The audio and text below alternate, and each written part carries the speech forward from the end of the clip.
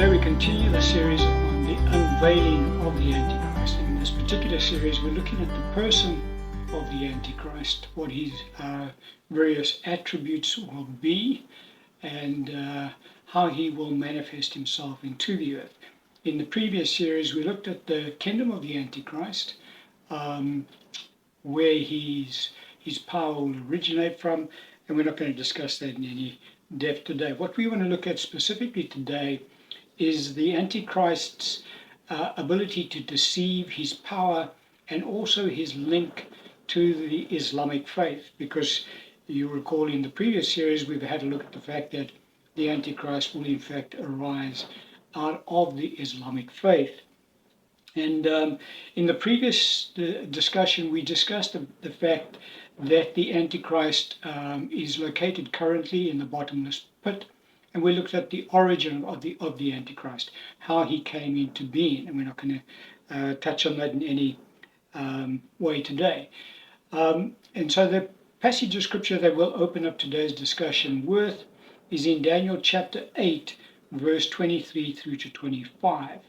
The scripture says, "And in the latter time of their kingdom, when the transgressors have reached their fullness, a king shall arise, having fierce features, who understands sinister schemes. His power shall be mighty, but not by his own power. He shall destroy fearfully, and shall prosper and thrive. He shall destroy the mighty, and also the holy people. Through his cunning he shall cause deceit to prosper under his rule, and he shall exalt himself in his heart. He shall destroy many in their prosperity. He shall even rise against the prince of princes, but he shall be broken without human means." And so we see in this particular passage of scripture a number of attributes that the angel describes to us regarding the person of the Antichrist. He talks about the fact that he has fierce features and he understands sinister schemes. What that really means is that this individual is extremely ruthless in the way that he deals with people. Don't forget, we've discussed in the previous session that the Antichrist is a hybrid being. He is part angel and part human. So he's not an ordinary man, although the scripture does talk about the fact that his number is 666, the number of a man. We discussed how that his being came about. He has an angelic father, he's a human mother, and so he has inherited from his angelic father certain angelic powers. And so he is certainly far more powerful than any human that would be on the earth at the time that he's revealed into the earth. We're not going to touch on that in any degree. The scripture talks about the fact that he's insolent, he's skilled in intrigue, and he views himself as superior to humans, which in fact he is, because as we say, he is a hybrid being. He's part angel and part human. Paul talks about the fact that he will demand that people worship him as God when he comes into the earth. He'll sit in the temple of God, showing himself to the earth that in fact he is God. And so he will portray himself as being godlike in the earth. And humans will respond to that, positively in his case, negatively in the case of the believers who will be on the earth at that time. He'll be arrogant, he'll be prideful. The fact that he has intrigue is directly linked to the fact that he will have direct communication with Satan's demons in the earth, because he will derive this passage of scripture talks about the source of his power coming from somewhere else, not his own, but he'll have a source of power that is given to him. And in Revelation 13:2, the scripture is very plain about the fact that in fact it is Satan himself who will give power to the Antichrist to be able to function in the earth in the supernatural ability. So even though he does have angelic powers to a degree because of him being a hybrid being, nevertheless, he will inherit from Satan himself tremendous power to demonstrate in the earth. The scripture talks about in Revelation 13:13, he will be able to call fire down from heaven in the sight of men. So we're talking about a supernatural being who is able to perform miraculous powers and demonstrations, and will obviously have the world pretty much in awe of his supernatural abilities. But as I say, he will have direct communication to demonic spirits, and thus be able to use that information that they impart to him to manipulate people around him. And so he will be able to operate, as the scripture talks about, with intrigue. The scripture talks about the fact that he will destroy fearfully, ensuring that anybody who opposes him will be ruthlessly dealt with. He will not tolerate any form of opposition to his authority and to his rule. He's going to target two main groups for destruction when he comes into the earth. Firstly, he will go after powerful leaders in the earth who are opposed to his rulership in the earth. And we're not going to touch on it today, but the scripture does talk about the fact, and we'll read it now, that 3 of the 10 kingdoms, 10 nations, who will initially submit to his reign, 3 of the leaders from those 10 nations will initially oppose his reign, and the Antichrist will deal with those individuals ruthlessly. He'll destroy them very quickly and replace them. The scripture talks about the fact that he will, during times of peace, he will suddenly destroy people. So he will lull his enemies into a false form of security. This person's going to be very deceptive. He's not going to be an honest person to deal with in any form whatsoever. And so he will, come across as somebody who is, just wanting to have good relations with whoever his enemies are. He will lull his enemies into a false sense of security that they're dealing with a person that is honest and they can get along with.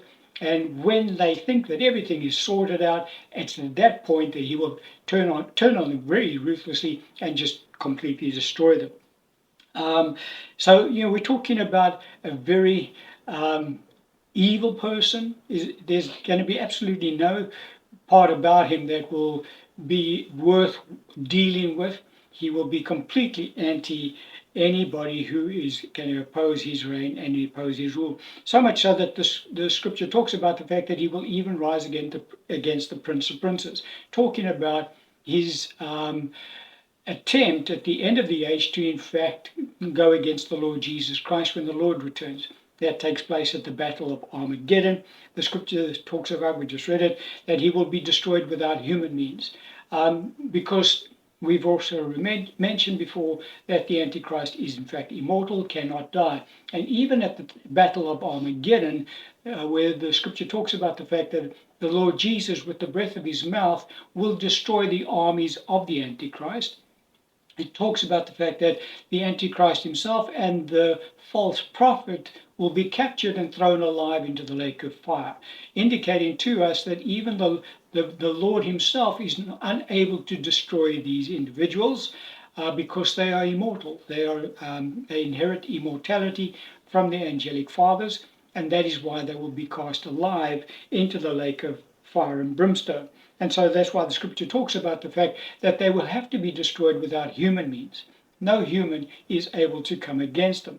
One of the things that we see in the book of Revelation is that the nations of the earth ask of each other, who can war against this person? They don't call him the Antichrist, obviously, but they recognize that he is a supernatural being who has miraculous powers, and therefore they are fully submissive to him. Another passage of scripture that talks about this person that will arise at the end of the age is in Daniel chapter 7, verse 23 and 24. Scripture says, "Thus he said, the fourth beast shall be a fourth kingdom on earth, which shall be different from all other kingdoms, and shall devour the whole earth, trample it and break it in pieces. The 10 horns are 10 kings who shall arise from this kingdom, and another shall arise after them. He shall be different from the first ones, and shall subdue 3 kings." And so this passage of scripture is referring to the emergence of the kingdom of the Antichrist into the earth at the end of the age. We've already established in the previous series that the kingdom of the Antichrist is already in the earth. It talks about his kingdom being completely different from all other kingdoms, and we said the reason for that is because the kingdom of the Antichrist is in fact the Muslim faith. It's an Islamic kingdom. The scripture we just read talks about the fact that at the end of the age that these 10 kings will arise, and they were referring to 10 leaders of these Islamic states. In the previous series, we dealt with it extensively. We've named which nations they are. They're all located pretty much in the Middle East, and they will all be fully submissive to the person of the Antichrist. He comes on board into the earth after these 10 leaders arise. First, the 10 nations are put in place, then the 10 leaders, and then the Antichrist comes on board. The scripture talks about the fact that he will subdue 3 of them, indicating to us that 3 of those 10 leaders would initially oppose his heading up of this kingdom of the Antichrist, this Islamic kingdom that he will establish in the earth. He will deal with them ruthlessly, do away with them, and he will then take over that particular kingdom. It talks about the fact that he's going to be different to the other 10. Now, the reason for that is really put across to us in this passage of scripture. There are other passages. We'll just have a look at this one now, which is in Revelation 17, verse 12 and 13. The scripture says, "The 10 horns which you saw, 10 kings, who have received no kingdom as yet, but they receive authority for 1 hour as kings with the beast. These are of one mind, and they will give their power and authority to the beast." And so, as I say, in the previous series, we dealt with it quite extensively, who these 10 kings are. But we see that these 10 kings hand over their power and authority to the beast. Now, the question is asked, because don't forget, we're saying that the Antichrist himself will arise from within the Muslim faith. And so the question is asked, and he won't be a leader, a secular leader himself. He will not be a head of state. He will arise from within those 10 nations, and he will establish an Islamic state comprising the nucleus of that kingdom will be those 10 nations that will form the nucleus of his kingdom. But the question that arises is, why will these 10 individuals, 10 leaders of these nations align themselves so quickly with the person of the Antichrist and give their power and authority over to him? Well, the reason for that is that the Antichrist will come on board into the Muslim faith. If you understand Muslim eschatology, they have 2 individuals at the end times which will appear into the earth that their books and their writings teach about. The one is known as the al-Mahdi. Now, the al-Mahdi is their savior who will come into the earth, and he will, when he does come into the earth, he will destroy all evil in the earth, and he will cause the Muslims to begin to reign over the earth. And so that is how the Muslim faith views the end of the age, that they have their savior that comes into the earth. His title is given to him, called the al-Mahdi, and he will destroy all evil, and he will cause the Muslim faith to be victorious and reign supreme in the earth.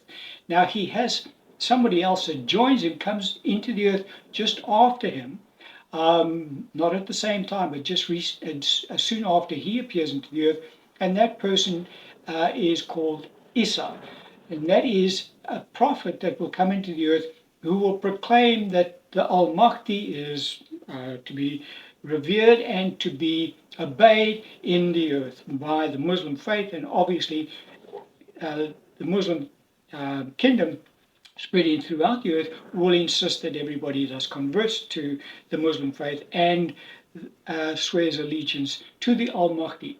This prophet, Isa, will be his spokesperson and will go into the earth promoting this individual, the Muslim savior.